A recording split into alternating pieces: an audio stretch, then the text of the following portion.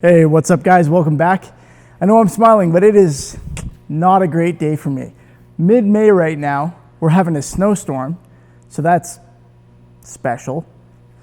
And also, I've just decided I've done it again. I'm taking the finish off my guitar.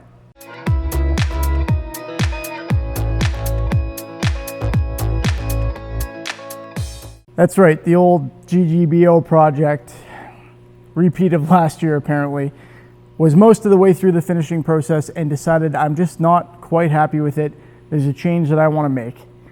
And that change is going to require me to take all of the finish off. So I've decided, I guess, lucky for you guys, maybe, I'm going to show you the body shape because I'm going to show you what the guitar looks like right now before I take the finish off, and then I'm going to redo it. So this won't be really a spoiler per se, except that it's going to show you the shape, which I know a lot of you have been curious about. If you follow me on Instagram, you will have seen the templates. You will have also seen the snowstorm. If you're curious about that kind of stuff and the occasional preview, Instagram link is in the description below. Anyway, let's take a look at this guitar body. Don't mind the ominous can of lacquer thinner here.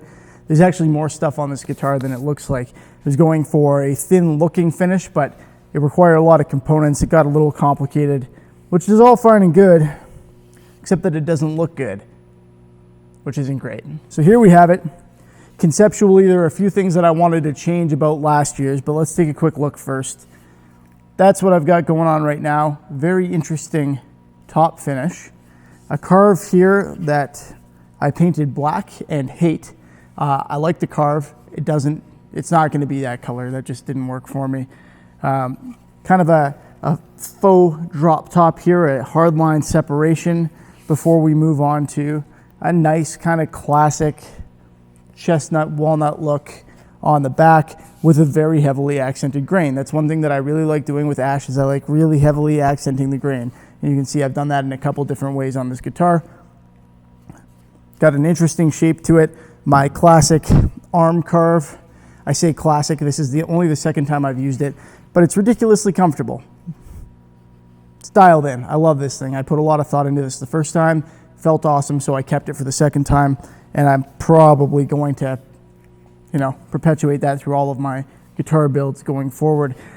I wanted something more up here as opposed to last time, so I've got kind of a hard separation there. This is leveled down about a 1/4 inch, something like that, and it's just kind of flattened out. I thought about carving it in further, decided not to, because I wanted to leave lots of room for this deep belly carve. So that's nice and comfortable. Tons of access to the high frets. I can touch whatever, the bottom of the pickup cavity there. I left more neck pocket this time, kept this nice and high, but thinned it down substantially. Don't mind me, I'm just gonna teleport over there. There we go, so I thinned this down substantially. I did this kind of last year too, but more specific to this area this time. Created a couple interesting bevel meeting points here, and that just gives a really nice, comfortable spot for your palm to rest. So that's kind of the shape I based it on, is what your palm should want to feel like in there. So yeah, good access, more separation in where the bolts go this time. Again, I know some people were talking about that last year with my build, so rather than argue about it some more, I just did this. That's the shape. Now we will, in the finishing video or the final full video, whatever it ends up being, we will cover that briefly, what I ended up doing there. And we'll cover the removal briefly, but none of that's really gonna matter in the end. I'm gonna redo it. So there you go. I've also got my headstock shape done. I need to put my logo on there. I'm gonna emblem it similar to last year. I'm gonna do a oil finish again, just like last year. I've got my threaded inserts like last year, which I still need to grind down to flatten that perfectly so it'll mesh properly with the neck pocket. And that's it. That is the status update. The status update is I'm removing the finish again.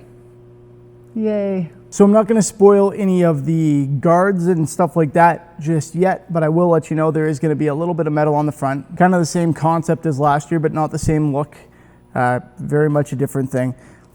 But yeah, I've got some finish to remove. So We're not going to get into any more detail today. That's your spoiler. That is the body shape.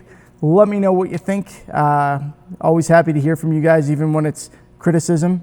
About 60% of the time it's constructive, so fire away. And feel free to let me know what you think of the finish. My feelings won't be hurt because I'm getting rid of it, so that won't matter. But yeah, this was a complicated one.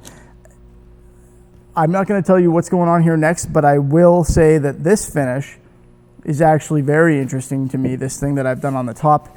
And I'm going to show you guys how to do it at some point here. So if you're at all interested in that, hopefully you are, expect to see a video on it.